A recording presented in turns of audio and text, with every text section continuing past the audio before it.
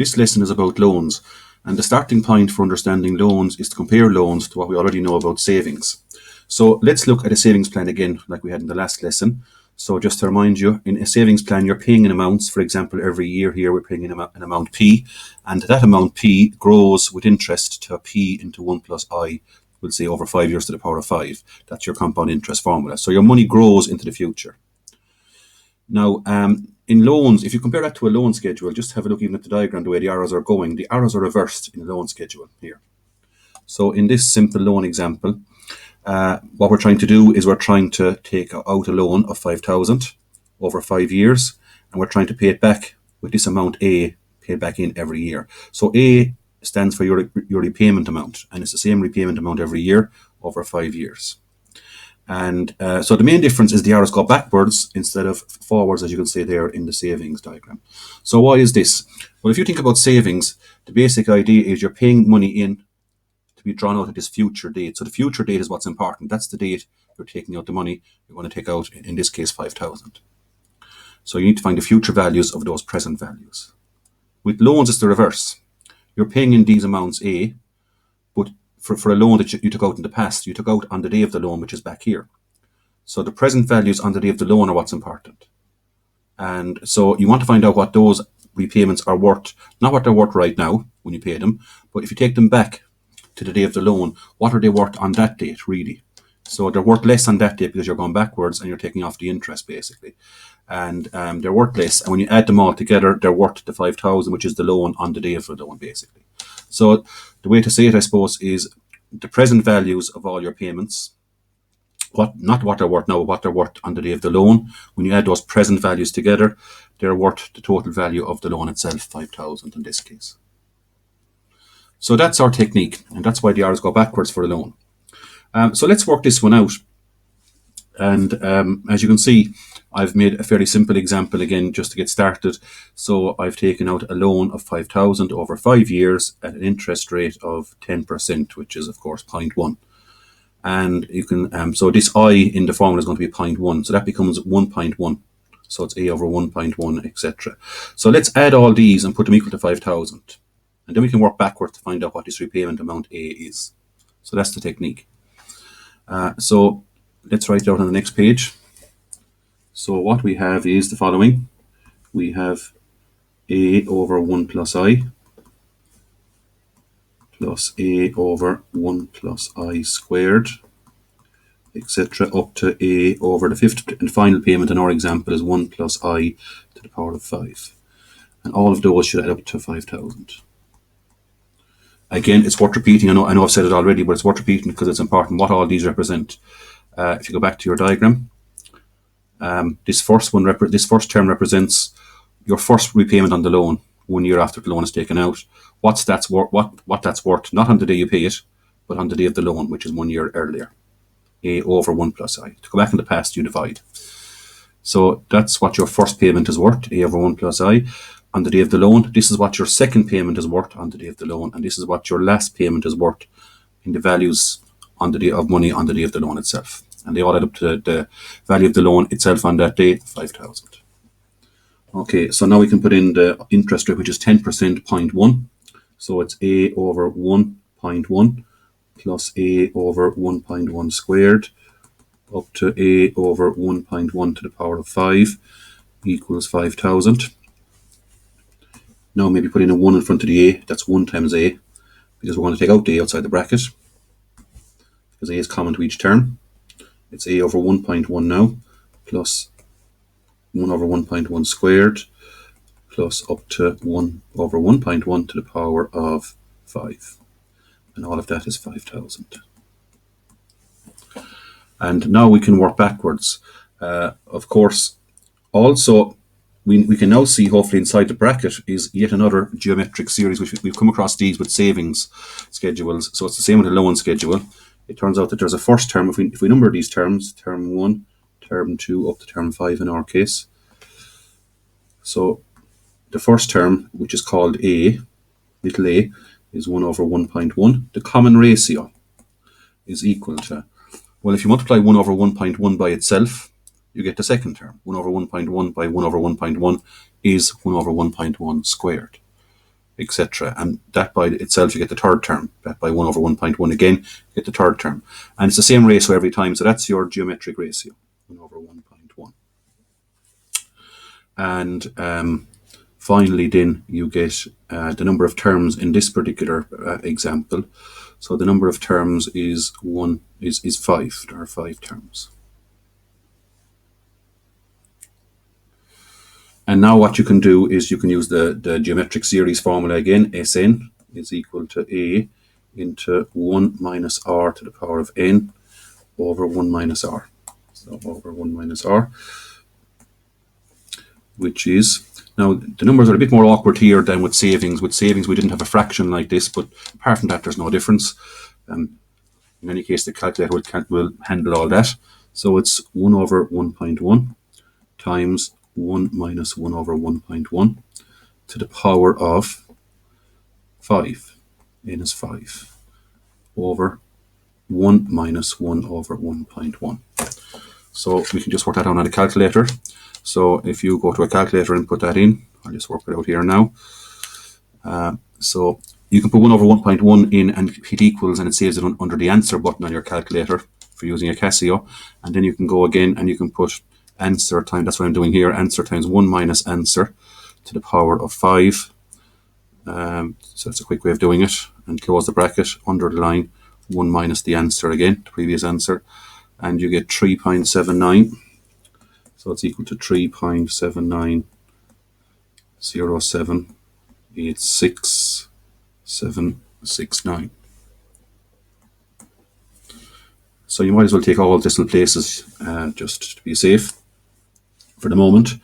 And now don't forget, of course, that A is still outside the bracket. What we have worked out here is what's in the bracket, Sn, but it's A times that is 5,000. So A times 3.790786,769 is equal to 5,000. So A is equal to 5,000 over that.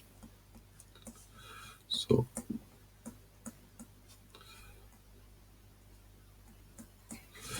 and if you put on the calculator, so you get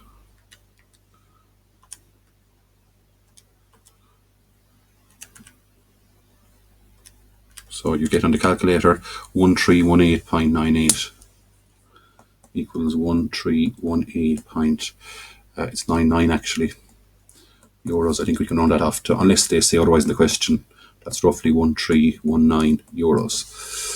So that's how you work out a loan schedule. Your repayments on that loan are 1319 each year for 5 years. So let's go back now and see how that fits in with everything we know so far. 1319. So these have worked out to be 1319.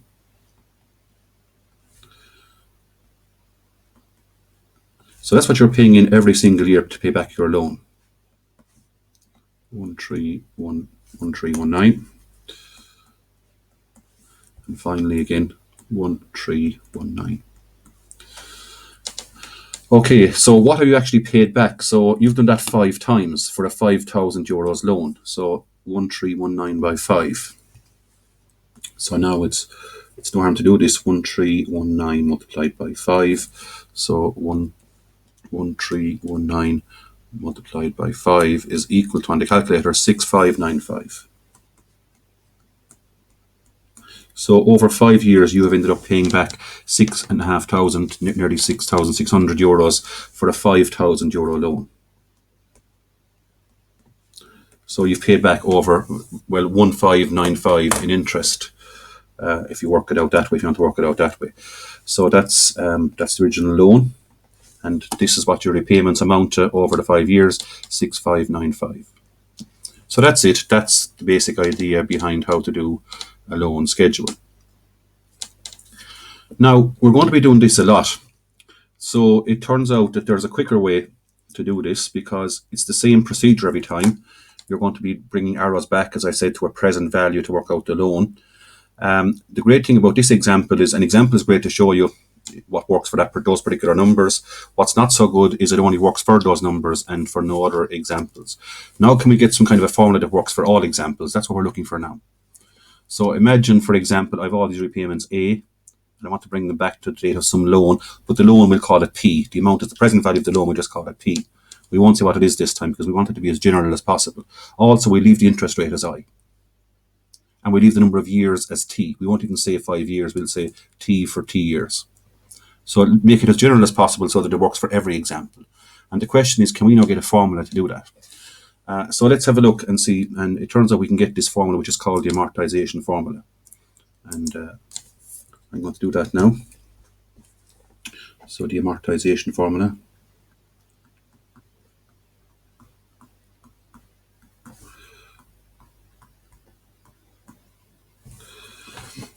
So let's go through the procedure again. It's worth doing it properly once to see how it works.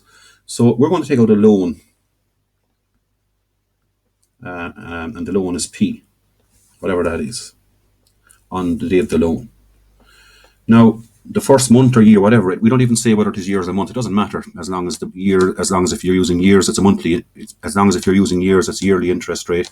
If you're using months, it's a monthly interest rate, etc. So we'll just use T for time in general. It could be months or years or whatever. So the first payment, whether it's the first month or the first year, we'll call it 1. The second payment, payment 2. So we'll call these the payments. And we'll call the first payment A. And we'll bring it back now to the day of the loan. And we know to go back, you divide. So it's A, the compound interest formula in reverse, basically, it's A over 1 plus I. And we're not going to specify what I is either. We're not specifying anything at all in this because we need a formula for all examples. That's the point. Now, that's the first. So your first repayment is only worth this amount on the day of the loan. Your second repayment, if you continue this on, is worth you take off 2 years interest, so it's A over 1 plus I squared. Your third repayment, so if you obviously keep this pattern going, it's going to be A over 1 plus I cubed. And you keep going on like that to the last payment, which is T, whatever that is, we're not committing to it, but it's T years or T months, whatever. So if you come down here, along here, and you're paying off this amount A, so that's going to be A. So there's a gap here, obviously, with all the in-between terms. And we're down to the last term now, which is A is over 1 plus I to the power of T. So that's your schedule, your loan schedule, as we call it, done. And so P is the amount of the loan, as I said. Now, the idea is, of course, all these, so these are your actual values of your repayments, A, whatever your repayments are. That's the agreement with the bank. But when you bring those repayments back to the day of the loan, this is what they're worth here. And when you add all these up, then they should add up to the value of the loan itself, P. So all of these add up to P. And now the next thing we do is we just take that sum and add it horizontally to make an equation. So all of these together equals P. So that's the next step. So it's A over 1 plus I plus A over 1 plus I to be squared plus A over 1 plus I cubed, etc., all the way up to A over 1 plus I to the power of T. And they all add up to P. And yet again, we can just call it 1A. 1 times A, there's a hidden 1 there. Because now we're going to take out the A, it's common to each term. So if we take A outside the bracket, we're left with 1 over 1 plus I plus 1 over 1 plus I to be squared plus 1 over 1 plus I to be cubed plus all the way up to 1 over 1 plus I to the power of T equals P. And now inside the bracket, if we number our terms T1, T2, T3, term T, that's term number T, we yet again see we've got a geometric series where the first term is 1 over 1 plus I, and the common ratio is equal to also 1 over 1 plus I. Because if you multiply A by R, you get the second term. By R, again, you get the third term, etc. And the number of terms, n, is T. There are T terms. And now we can use our geometric series formula again. So it's Sn is equal to A into 1 minus r to the power of n over 1 minus r. So we fill that in. Sn. So Sn is equal to A, which is 1 over 1 plus I times 1 minus 1 over 1 plus I, in a bracket again, to the power of n, and n is t this time. And that's all over 1 minus r, which is 1 minus 1 over 1 plus I. Now, we can do some tidying up with Sn. Because, and then not forgetting to come back at the end, A times Sn is P. So A times Sn is P. So on the next page, A times Sn equals P.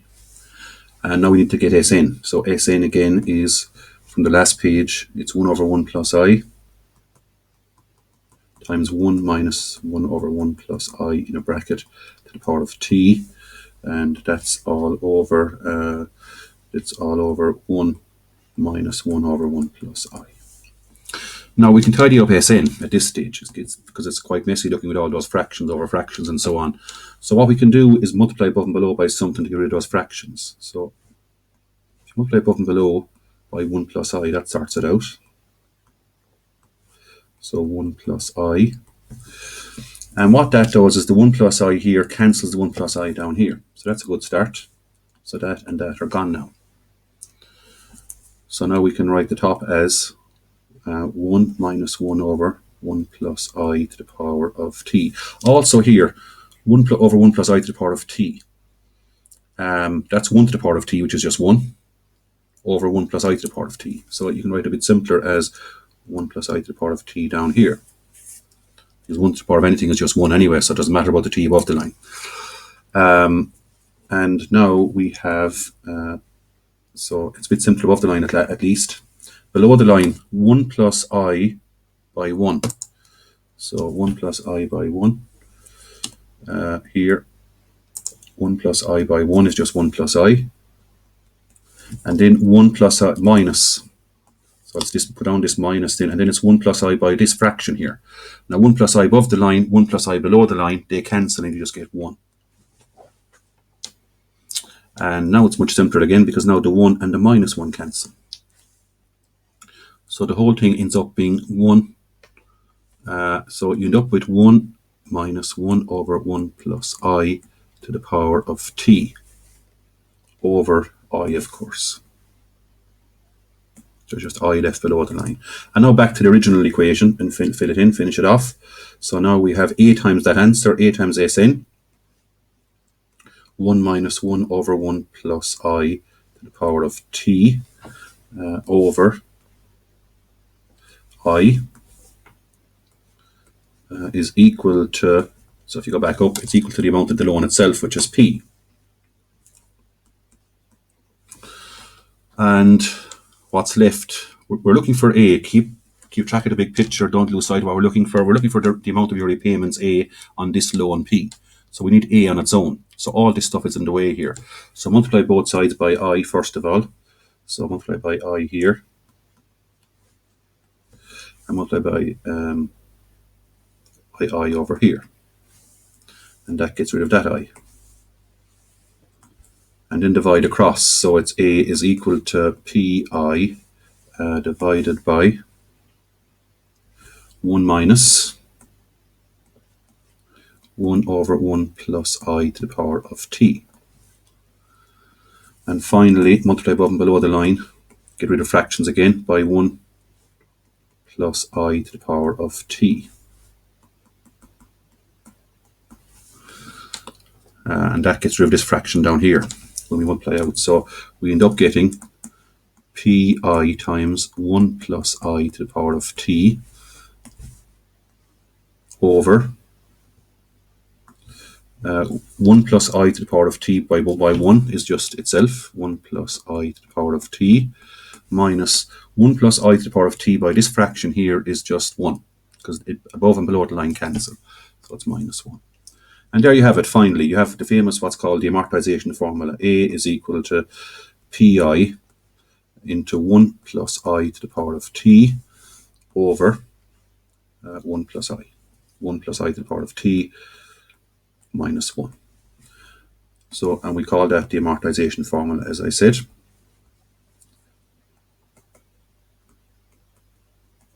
It's in the tables. It's so important it's in your maths table, so you don't need to learn it off or anything like that. Amortization formula. Okay, so what can we do with this formula now? So once you've derived it once, you can just keep reusing this formula for every example. And let's go back now and look at the example we did first, the first one we did today, and we'll see how we can get the same answer, but just much quicker by just using this formula. So just to summarize,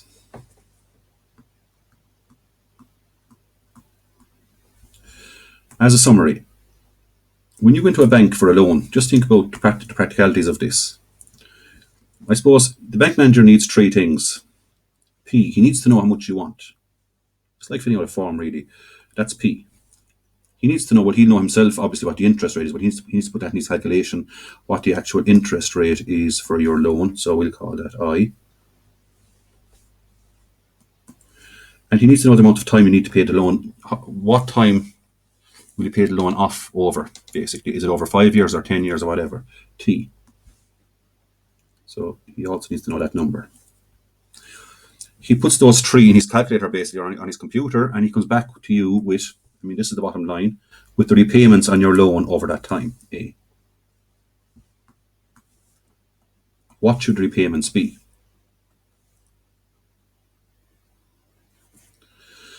And that's an overview of everything that's happening, really. He needs three things. You need three things before you get a loan. You need to know how much you want, what your interest rate is, the time you want it for, and then the bank calculates what your repayments are, A. And the formula that does that, of course, is the amortization formula. So A is equal to, once more, it's Pi into 1 plus I to the power of t all over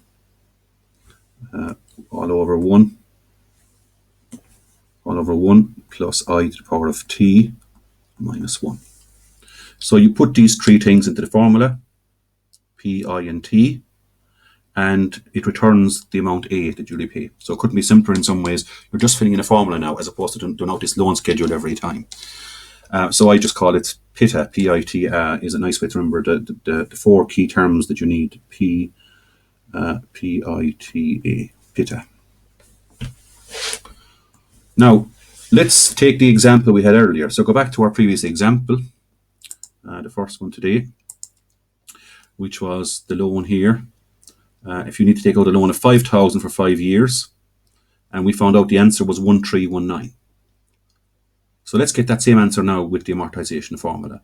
So it's 5,000. So PITA, P is 5,000, I is 0.1, and T is 5.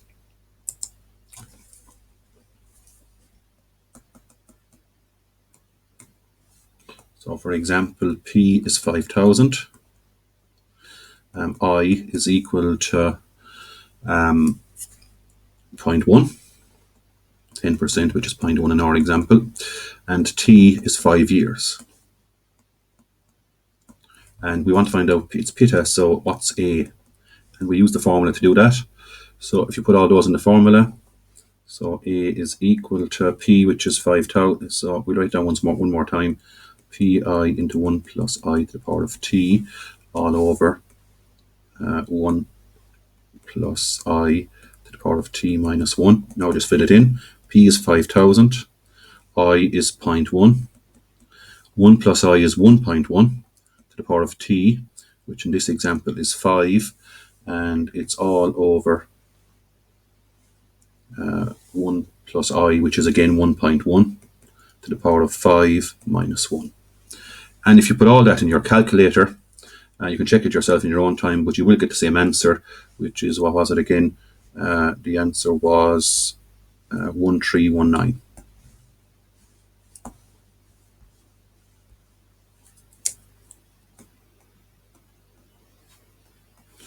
So it's a much quicker procedure altogether, as you can see. Comparing the two ways of doing it, that just took a few lines, just filling in a formula and you have your answer. So you might well ask, why can't you use this all the time in the exam? Turns out very often you can. In the exam, if they don't specify otherwise, there's no reason why you can't just fill into the formula, and it has come up in the leaving cert very often where you just simply fill in this formula. However, there are certain situations where they might insist that you write out a geometric series or something like that. It's the wording of the question, so you need to read it carefully. Or it mightn't work out so neatly. I mean, for example, if you go back to the first slide again, you might not necessarily start paying back the first year or something. There could be some other little odd thing inside the question like that, where it doesn't fall into this neat little layout like this.